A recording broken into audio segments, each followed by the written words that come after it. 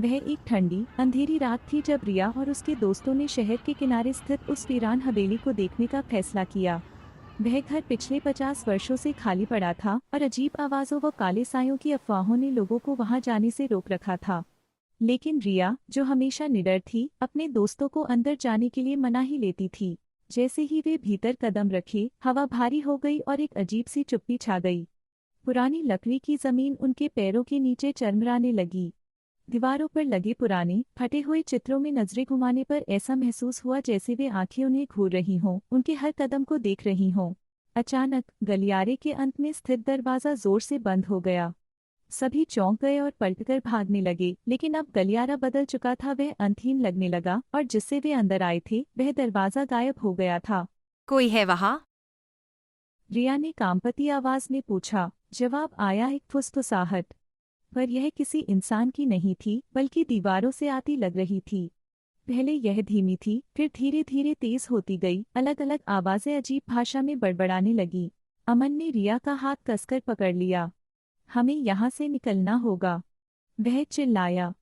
लेकिन जैसे ही उसने मुड़कर देखा, उसकी आंखें भय से फैल गईं। उनके पीछे की परछाइयां हिलने लगीं।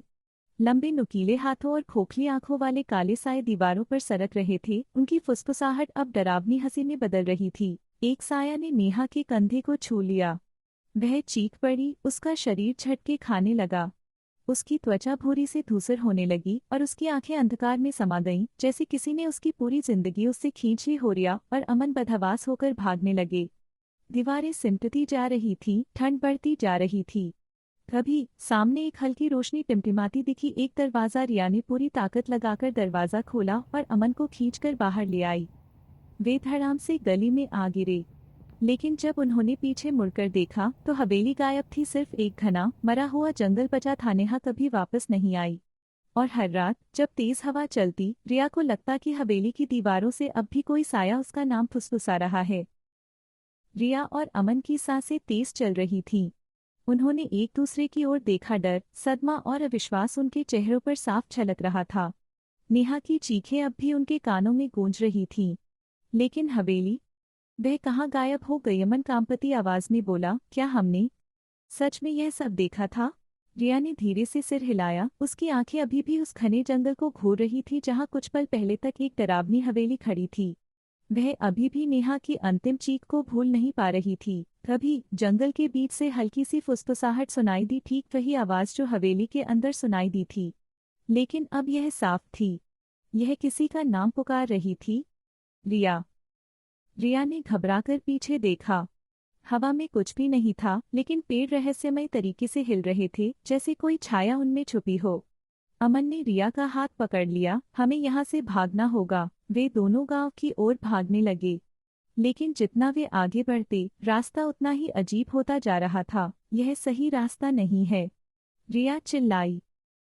अचानक उनके सामने एक हल्की सी आकृति प्रकट हुई, नेहा।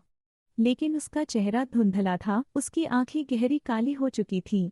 उसने धीमे स्वर में कहा, तुम लोग मुझे छोड़कर क्यों आए? रिया और अमन चीख पड़े, लेकिन उनके पैर जैसे जमीन में जकड़ गए थे। नेहा की परछाई धीरे धीरे बढ़ने लगी, उसकी आंखों से अंधकार टपकने लगा। तुम लोग अब कभी यहाँ से नहीं जा पाओगे, उसकी आवाज कई परछाइयों में गूंजने लगी। रिया ने पूरी ताकत से चिल्लाया, नेहा, यह तुम नहीं हो। नेहा की परछाई एक काले धुएं में बदलने लगी। हवेली की परछाई अचानक फिर से उनके चारों ओर उभरने लगी। एक भयंकर झटके के साथ दोनों अंधकार में समा गए। अगली सुबह गांव वालों को जंगल के किनारे दो जोड़ी जले हुए पैरों के निशान मिले, लेकिन रिया और अमन का कोई नामोनिशान नहीं था। हवेली फिर से अपनी जगह पर खड़ी थी, मानो कुछ हुआ ही न हो। और जब रात होती, हवेली की खिड़कियों से तीन परछाइयां दिखती। तीन दोस्त जो हमेशा के लिए खो चुके थे और अब दूसरों की राह देख रहे थे।